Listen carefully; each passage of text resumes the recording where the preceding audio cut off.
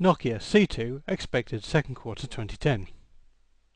Nokia's first full dual SIM phone, the Nokia C2, is a basic entry-level device aimed primarily at emerging markets, but with a feature set that should give it a pretty broad appeal worldwide. Priced at just €45 before tax and subsidy, the Nokia C2 comes with Bluetooth, a microSD slot, a multimedia player, FM radio, VGA resolution camera, a 3.5mm audio connector, and in addition the standard sales package includes a Nokia WH102 stereo wired headset. The display is a basic 1.8-inch 128 by 160 pixel panel, and network support is limited to dual-band GSM with GPRS data only, and the operating system is Series 40 rather than anything fancy. But then the Nokia C2 does offer pretty remarkable value for money, and you can't have everything, certainly not for €45 anyway. The clever part with the C2 is the dual SIM capability.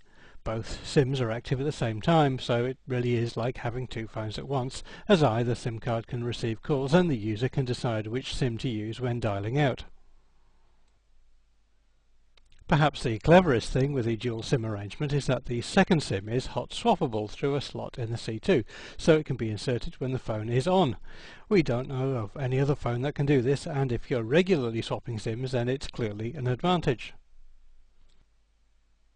The C2 also comes with the usual Series 40 applications for personal information management, plus an email client and web browser.